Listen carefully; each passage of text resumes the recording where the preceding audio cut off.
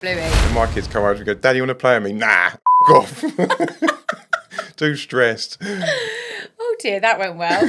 Anyone who falls for this narrative that you are pregnant for 9 months is a liar. They say 40 weeks is more than 9 months, especially if you go They overdue say walking as well. up brings on the birth, and that was my kind of theory behind that. I've received a few of my DMs, to be honest, since I started social media.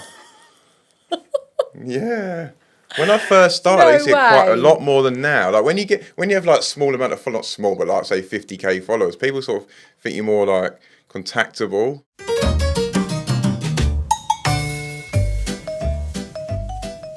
Welcome to episode 40 of the Fun Dad, Dean and Wife Unfiltered podcast. I am Dean. And I am Sarah. Firstly, can we just say a massive thank you, especially from me, for the people reaching out based on last week's podcast when I unexpectedly burst into tears. And I was a little bit like, wasn't I? I was like, do we stop filming? We kind of looked at each other, didn't we? Like, oh, this isn't really our vibe. Like, did you panic or...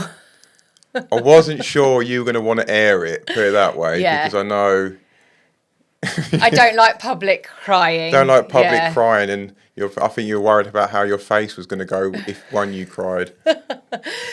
But we decided... You went from an 9 out of 10 to a... Yeah, I'm an ugly 4. crier. Sorry if you watch that on YouTube. But I was actually really genuinely, I'm not going to cry again, but I was overwhelmed by the amount of you who reached out, messaged and said that you either feel or have felt the same. Because actually, when I was in it and living it and feeling that, I felt like it was just me. I felt like everyone else found it really easy. Everyone else continued their social life, and having children didn't really impact that aspect of it for them. And actually, wow, was I wrong? I needed to hear from you all years ago. The thing is, nobody's really talking about it either, because when I was about to release the podcast, I looked on YouTube to see what else was on there on that subject, and I couldn't really find many people kind of talking about that. So I think you talking about it and saying about it would resonate more, because finally, you know what I mean? I didn't know if people were going to be like, oh, that's pathetic, you weirdo. We never know that sort of stuff, do you? Yeah, but no, I genuinely thought anyway, so I just wanted to say thank you, because it made me feel so much more less alone, and yeah, thank you. And if you haven't listened to that podcast, go back and listen to it. Yeah, episode 39. It was an interesting one. It was a tearjerker. It was. But anyways, that was firstly. But secondly, I need your help. I'm saying because I'm not sure how bothered Dean is about this, but I am so bothered. So we're always talking, aren't we, to friends and family about like Netflix recommendations and what we could watch when the kids have gone to bed. Not that I really stay up that late. I go to bed at 8:39 and I always fall asleep, don't I, if we watch something. But yeah, it's really annoying. I love us watching stuff together, but you've got into this habit now of taking Daisy up, going to bed at like 8:30 or 9 or whatever, and I'm just because I'm into watching YouTube at the moment, because you can pick what you want to watch. So I just stay downstairs and watch an hour of that, and then... Very good, Dean. We need to get out of this habit, though. What? Very good for our relationship. You being downstairs every night and me being upstairs. I think you can connect in other ways. Apparently, I saw something the other day of 2 people watching TV together isn't connecting at all. So when you're lying in bed thinking you're connecting, watching some tripe on Netflix or whatever, you're not actually connecting. So I don't think that's going to massively affect our relationship if we don't do that. I think we just have to do other stuff. We've got the podcast. Go out for lunch, go out for dinner, go out for date nights. They're much more effective than sitting indoors watching a documentary on Netflix. Yeah, but not so much bothered about what we watch. What I mean is I have had enough of kids' TV. I've had enough of the shouty American programs. Honestly, I feel like when the kids are watching it, especially our eldest, she's 10, she loves like Sam and Cat and the Thundermans and Captain Man. Oi, don't slate Captain Man. That's a watch. That is a watch. I've seen every episode and I find myself giggling to that. I love Captain Man. They just shout at each other all the time. Everything's like shouting. And that Ariana, no, come on, Sam and Cat, that Ariana, Sam and Cat the voice. is absolutely awful. Even Even that though, the storyline I can watch, but it's just No. her voice. I don't understand why they've done that. I don't understand any of it whatsoever. I just cannot bear it. It makes me want to scream. So, we need some recommendations for our kids. Now, I've started this recently. And don't say Bluey, please. I've had enough of Australian accents on my TV like now. Bluey. I do Little like the Lump. Australian accent, but Australian like, programs all are better than day, American. every day at the moment, we've got Bluey. My daughter is so obsessed with Bluey. It's just on our house, and she has it on volume like 48 or something. I think she's like half deaf, or she just likes it so much, and she wants them screaming. But I'm done with Bluey. I'm done with this. Oh, you love Bluey. I'm done with this perfect You're parenting just model. jealous of the dad because he's so calm with the kids and he's so good. So calm, plays them all day long, like the perfect parent. You watch it, he just makes you feel like shit. Oh, And then my you're kids triggered by Bluey. And my kids come over and go, Daddy, you want to play with me? Nah, fuck off. Too stressed. Oh dear, that went well. But yeah, so with our oldest, I've been trying to watch other things. So one that has worked with my oldest was, do you remember Sabrina the Teenage Witch? You wouldn't remember it, but I do. What, and that's Melissa good? Joan What, and that's Hart. good TV? How's that any better than Captain Bloody Man? Sabrina the Teenage Witch? I don't know. Just I quite Because enjoyed there's that. nostalgia there for you as a kid. Yes, maybe Remember that's Keenan what and it Kel? Keenan and Kel, Orange. Orange Soda. Orange Soda. I mean, that was shit, but we loved it as kids. Never watched it. You never watched it on Nickelodeon? When I tell you, when I was growing up, right, our house was completely different. Didn't have a TV? No. I mean, I had a TV, Dean, but we didn't have Sky. Like, when everyone was watching MTV, and you know when all the music like used to come out and you used to wait in anticipation for when there was like a new music video released, because you couldn't watch it on YouTube, could you? It was just like you just had YouTube to. didn't exist. Yeah, you just had to like wait for it, and then like MTV would like release it or whatever. And be like, we've got like the new. I remember like when it was the Eminem Stan video. I like went around my friend's house to watch it because I was so excited that there was this new video out. With Dido, love that. I'm obsessed with Eminem, aren't I? Anyway, and like we didn't watch telly like you did in your house. Like we had one telly in the lounge. Our telly was never off. Yeah, no, It was even if people were out, our TV was on. God. Honestly, my dad had the TV on 24/7. I didn't understand it being off. Like, no one walking people's houses and like, why isn't the TV on? And No way. Yeah, we'd have it on all the time. But also, Some houses just had it on all the time. Did you? When did you get one in your room? When I started watching Babe Station, no. Never called them up. No, don't know. I have no idea. You know, But I don't know. We had one telly in our house, a bit like we have in our house. We only have we got one in our room now.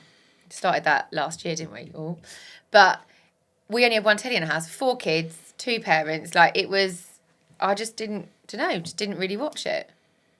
Yeah, but you don't want our kids watching this like shit on TV, and I get it, like the short form stuff. But I think the longer form American stuff's okay. I mean, it's not great TV, but I watched all that as a kid. And think look how I've turned out.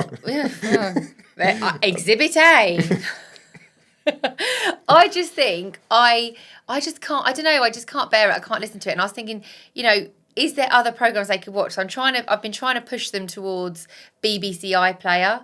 So like the youngest towards kind of the CBeebies programs, and the eldest towards... Bluey is on the No, not Bluey. I've also there's like that Maddie's Do You Know? Okay, that's really interesting, isn't it? Yeah. I do learn stuff myself from that, and also I've been watching with Daisy Mallory Towers about like a girls' boarding school, but she's quite into that as well. Yeah, and like the worst witch and stuff. So I think it is important what they watch on TV, but you can scrutinise it too much. Like let them just sort of relax a little bit in the evening and watch you know, as long as it's not destroying their development, like Cocomelon, like crap like that that's designed to literally fuck their brains up. But you know what I mean? Like just a bit of Sam and Cat. You know, I think it's okay. Oh, no, I disagree. I don't like listening to it, but I think for them it's not that bad. Agree to disagree. At least it's longer form, so at least it's like 20 minutes an episode. Yeah, it actually has a narrative and a storyline. Exactly. Yeah, it's a story arc. Exactly. So, well, anyway, if you have any recommendations for kids programs for a 6-year-old or kids programs for a 10-year-old, hit us up, because I'm getting desperate times now, and they can't be American shouties. Thanks. But we won't have to worry about the TV for too much longer, because I cannot wait for the summer holidays. In fact, we'll be going quite soon, won't we? Packing up that car and off we go down to the caravan. A few weeks, yeah. Probably the best time of our lives in the summer, going there for a few weeks, isn't it? Yeah, So. and it'll be easier this time round for loading up the car, because Dean has got a new little nifty gadget, haven't you? Yeah, I got sent a bag by Airback, which is really handy for me because I normally take my clothes in a carrier bag down to Wales, don't I? I normally take not a carrier bag, one of those bags for life. Yeah. That's what I put my clothes in. That's how thought of I in our house. But I got sent this brilliant bag by Airback. It's got like a compression system inside, so you can pack so many more stuff in there you think you can get in there. It's got like a USB charger. It's got loads of little pockets. Yeah, you really will great. Need that USB charger as well at the airport, because that is something that you always seem to do. You always seem to get to the airport and be like, oh, I've got no battery. Yeah, and I go away with work, and I always take a bit of a crappy kind of, like pull-on bag. You took our daughter's suitcase and you lost it. Yeah, I went to Milan last year with work, and I left the entire suitcase in the airport. How do you do that? And it was my daughter's like light blue one. And she was like, devastated. I took it, she was like, didn't want me to take it. She was like, don't you dare lose it. I was like, lose a bag? Who does that? And I left the whole thing at the airport. So hopefully I won't do that with this one. But I have it on my back. Not. So. Yeah, that's actually really good for you as well, because it'll be on your back. You can't forget it, like a pull along that you just leave to the side. Yeah, actually. it's really comfortable as well. No, it's a brilliant bag. So they got an offer for my listeners at the moment. Yeah, if you use FunDad10 on their website, you get 10% off. It's really recommend it. And much better than using a plastic bag. But the thing is, I think what we always do there is I would pack for the girls and I'd use the suitcase. I'd pack for my stuff and I'd use the suitcase. And then Dean would get home and he's too scared to go up in the loft to get a suitcase. So he would just grab a carrier bag or like a bag for life, chuck his clothes in and be gone. But that takes up so much room in the boot. I ain't going up in the loft. I know this, yeah, but you can keep this bag in the wardrobe. And I'm then when absolutely you pack it, petrified of spiders, and in our loft, all I can see is webs. When I look in, I'm like, that is like the room of doom in there. Like, I'm not going up there.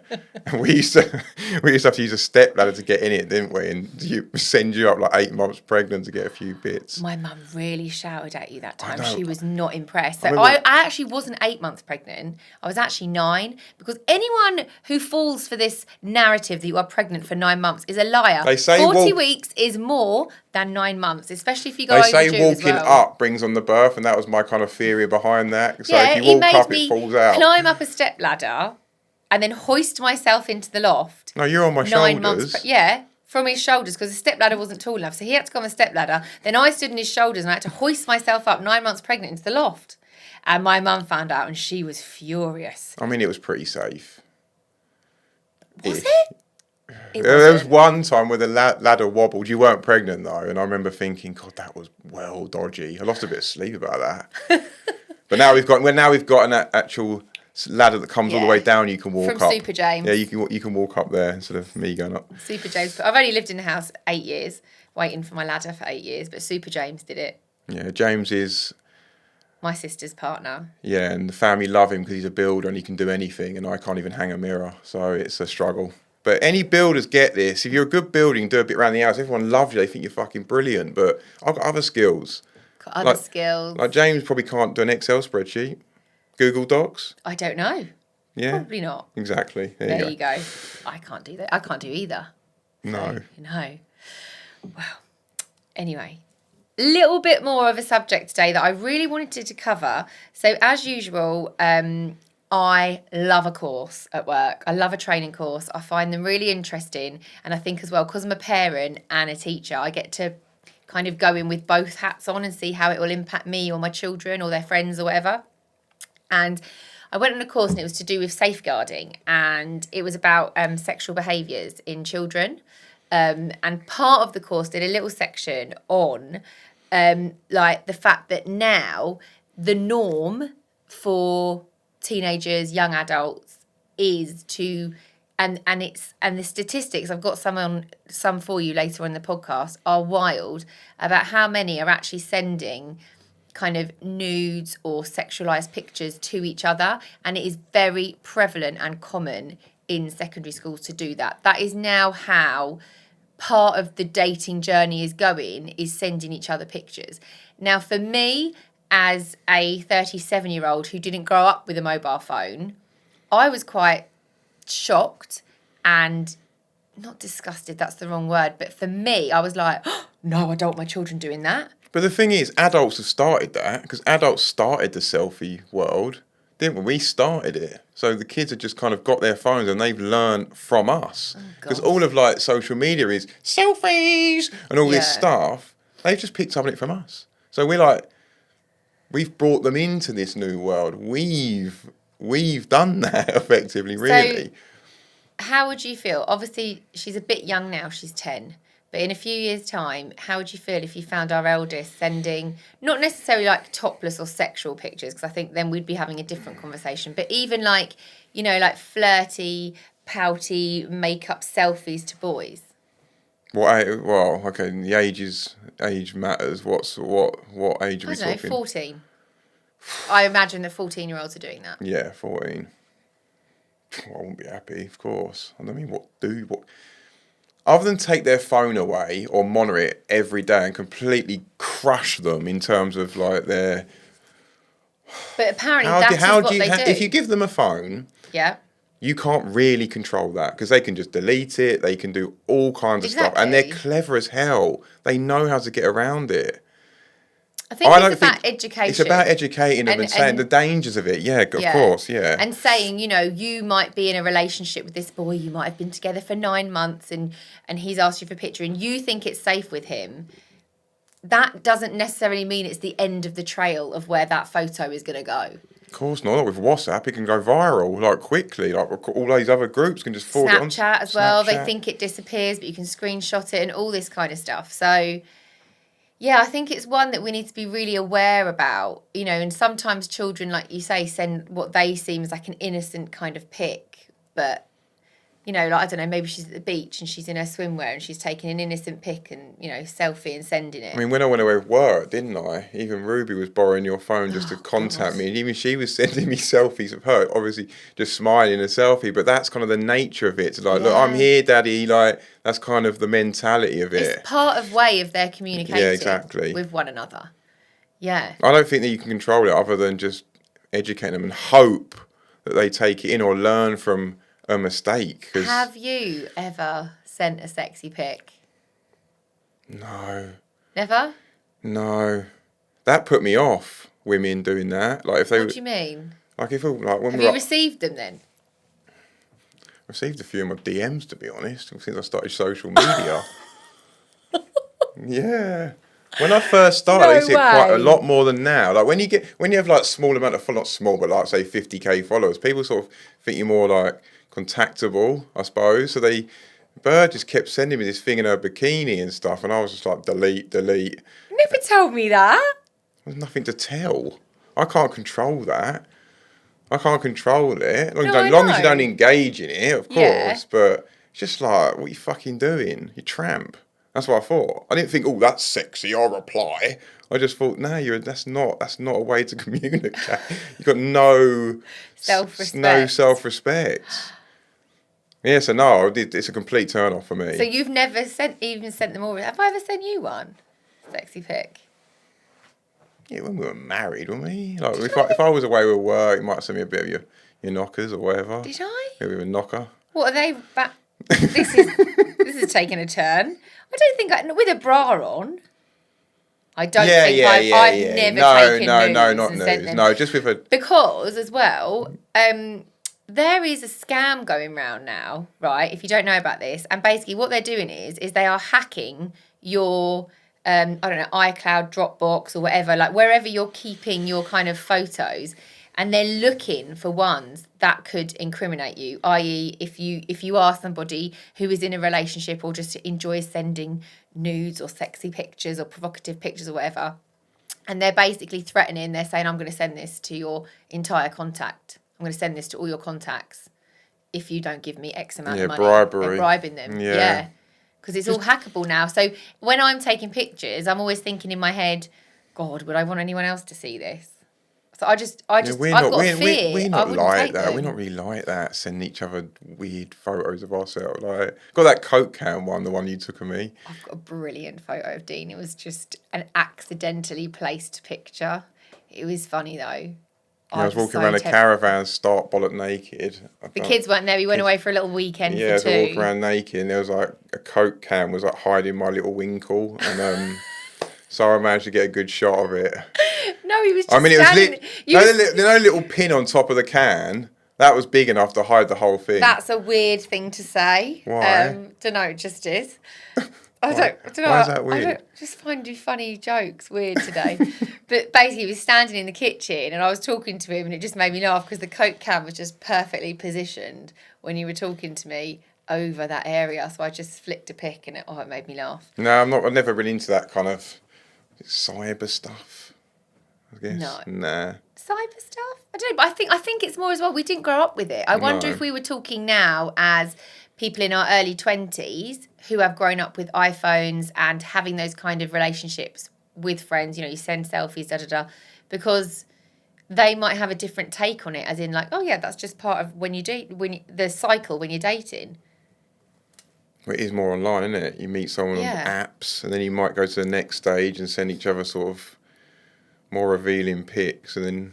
Yeah, I don't know, but we need to educate our kids on it. Yeah, I think it's about education and definitely telling the children, actually, this doesn't just stop. Like, keep checking their phone. What do you think of that? Like, keep checking what they're doing because they're going to be smart enough to evade that anyway. But their privacy. What's your take on just randomly checking it? And what age can you do that to? I really like the rule that a lot of people seem to be adopting of no phones in the bedroom. Yeah, I think that's a brilliant I like that rule. So do I. At least when they're on their devices or whatever, they're around you. And I've been trying to adopt that with the tablets when the girls are allowed their tablets. I mean, predominantly all of the time they're just playing Tugga-Bugga. It's a fine game. It's like Sims. Like a house thing. It's a creative game. I know that...